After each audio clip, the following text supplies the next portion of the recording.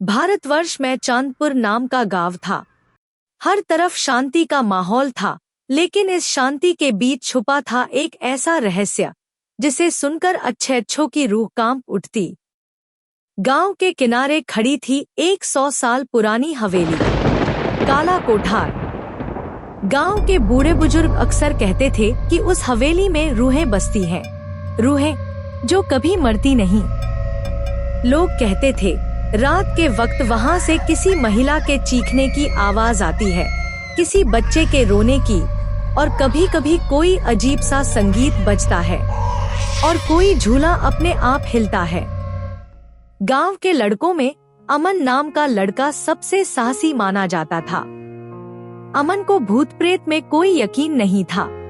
उसके 3 दोस्त थे। रवि, जो हमेशा मजाक करता रहता था लेकिन असल में बहुत डरपोक था। समीर, जो हर चीज को तर्क से देखता था। और पूजा, गांव की सबसे निडर लड़की। पूजा में एक अजीब सी जिज्ञासा थी। वो हर रहस्य की तह तक जाना चाहती थी। एक दिन चारों पीपल के पेड़ के नीचे बैठे गप्पे मार रहे थे। बातों ही बातों में हवेली का नाम निकल आया। रवि ने तुरंत हाथ जोड़ लिए। भाई, इस हवेली की बात मत करो। अगर रात में अचानक से हवेली का सपना आ गया तो मेरा क्या होगा? अमन हंस पड़ा। अबे डरपोक, कुछ नहीं होता, सब बकवास है। पूजा ने धीरे से कहा, लेकिन अमन, अगर ये सब बकवास होता तो इतने लोग डरते क्यों? समीर ने तुरंत हामी भरी। हाँ, कुछ तो है, और अगर है तो उसे जानना तो बनता है। ठीक है, आज रात ठीक 12 बजे हम चारों काले कोठार के अंदर चलेंगे। भाई, पागल हो गए हो? एक अजीब सा उत्साह था। रवि चाहे कितना भी मना करता, पर वो भी उनके साथ जाने को मजबूर हो गया। रात के 12 बज चुके थे। आसमान में बादल घिरे हुए थे। हल्की हल्की बूंदाबांदी हो रही थी। चारों दोस्त हवेली के सामने खड़े थे। दरवाजे पर जंग लगा ताला पड़ा था, लेकिन जैसे ही अमन ने ताले को छुआ, ताला खुद ब खुद जमीन पर गिर गया। दरवाजा धीरे धीरे कीच कीच की आवाज करता हुआ अपने आप खुल गया। अंदर से एक अजीब सी ठंडी हवा का झोंका बाहर आया। हवेली के अंदर घुप्पा अंधेरा था। टॉर्च जलाते ही सामने टूटी फूटी दीवारें, जाले और धूल दिखी। पर सबसे ज्यादा डरावना था वो पुराना लकड़ी का झूला, जो बिना किसी हवा के धीरे धीरे हिल रहा था। रवि ने कांपते हुए अमन का हाथ पकड़ लिया। भाई, अभी भी वापस चल सकते हैं, अभी भी वक्त है। अब यहाँ तक आए हैं तो अंदर तो देख कर ही जाएंगे। आगे बढ़ते हुए पूजा की नजर एक दीवार पर गई। वहाँ लाल रंग से लिखा था, तुम वापस नहीं जा पाओगे। अचानक एक कमरे का दरवाजा खुद ब खुद खुल गया। अंदर से कांच के टूटने की आवाज आई। जैसे ही चारों उस कमरे के पास पहुँचे, दरवाजा जोर से बंद हो गया। कमरे के अंदर एक बड़ा शीशा रखा था, जो आधा टूटा हुआ था। अचानक उस शीशे में एक चेहरा नजर आया। बिखरे बाल, खून से सना चेहरा, लाल आंखें और गला कटा हुआ। चेहरा देखते ही चारों की सांसें थम गई। रवि चीखा, भाई भागो। जैसे ही भागने की कोशिश की, दरवाजा अपने आप बंद हो गया। तभी एक ठंडी आवाज गूंजी, इतनी जल्दी क्यों? खेल तो अब शुरू हुआ है। अचानक पूजा की नजर एक पुरानी किताब पर पड़ी।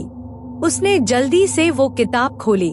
किताब में लिखा था, 100 साल पहले इस हवेली में ठाकुर रघुनाथ सिंह रहता था। उसकी एक बेटी थी, राधिका। ठाकुर की हवस का शिकार बनी गांव की एक बेगुनाह औरत। उस औरत ने बदला लेने के लिए अपने आप को इसी हवेली में आग लगाकर खत्म कर लिया। मरने से पहले उसने शाप दिया, इस हवेली में जिसने भी कदम रखा वो जिंदा नहीं बचेगा। तभी से ये हवेली श्रापित है। किताब पढ़ते ही कमरे में तेज हवाएं चलने लगी। झूला तेजी से हिलने लगा। एक बच्ची की हंसी सुनाई दी, ही, खेलोगे मेरे साथ?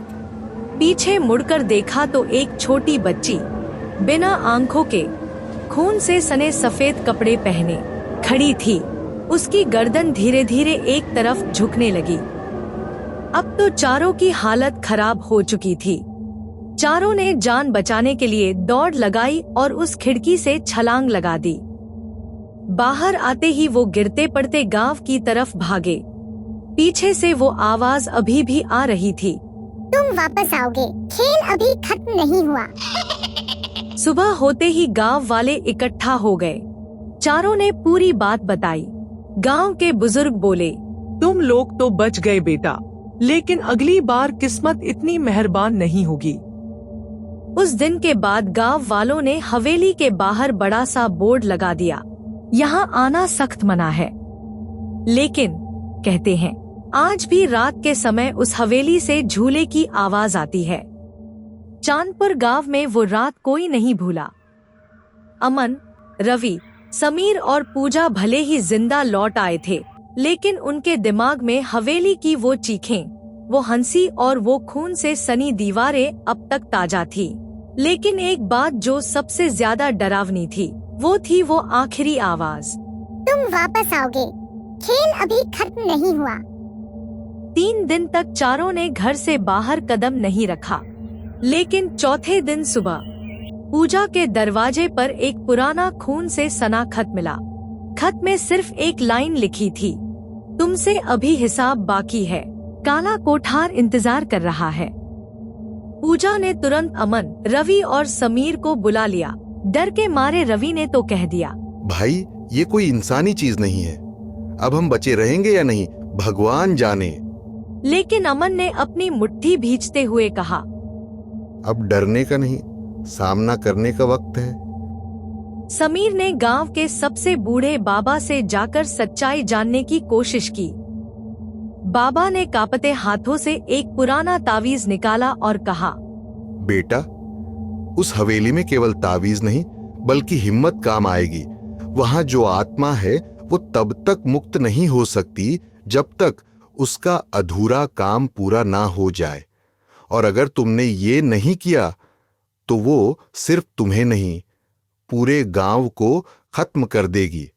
अमन ने पूछा, लेकिन बाबा, ये अधूरा काम क्या है? बाबा ने लंबी सांस ली और कहा, 100 साल पहले ठाकुर रघुनाथ ने उस औरत को जिंदा जला दिया था। उसकी आत्मा आज भी न्याय की मांग कर रही है। जब तक ठाकुर की अस्थियां इस धरती से मिट नहीं जाती, तब तक आत्मा बधी रहेगी। अगली रात चारों ने फिर से काले कोठार का रुख किया, लेकिन इस बार वो डरे हुए नहीं थे, वो तैयार थे। हवेली के बाहर पहुंचते ही उसी बरगद के पेड़ के नीचे एक पुराना कुआं नजर आया, जिसके बारे में बाबा ने बताया था। बाबा ने कहा था कि ठाकुर रघुनाथ की लाश जलाने के बाद उसी कुएं में फेंकी गई थी।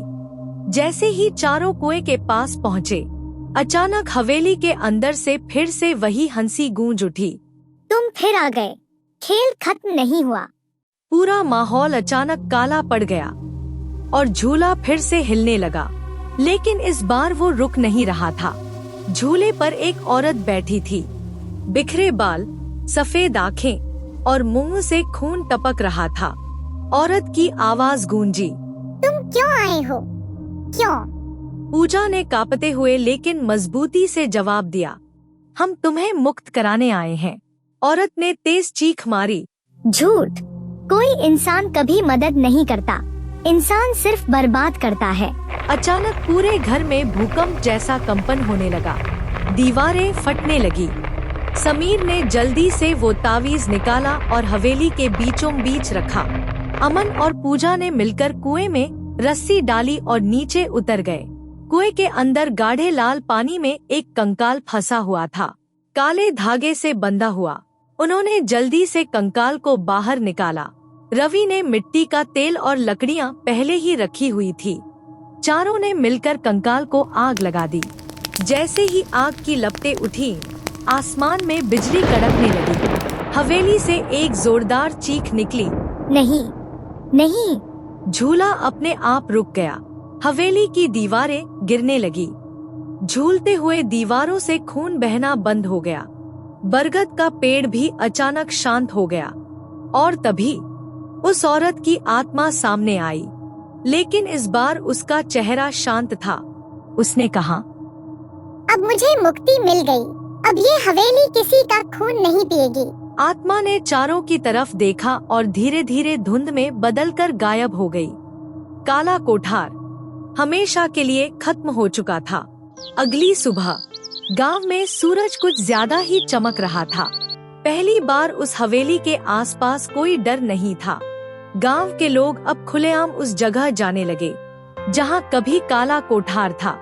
अमन, पूजा, रवि और समीर ने उस जगह एक छोटा सा मंदिर बनवाया ताकि वो आत्मा हमेशा शांति में रहे। कहते हैं, अगर इंसान में हिम्मत हो तो वो किसी भी डर, किसी भी रूह और किसी भी श्राप से जीत सकता है।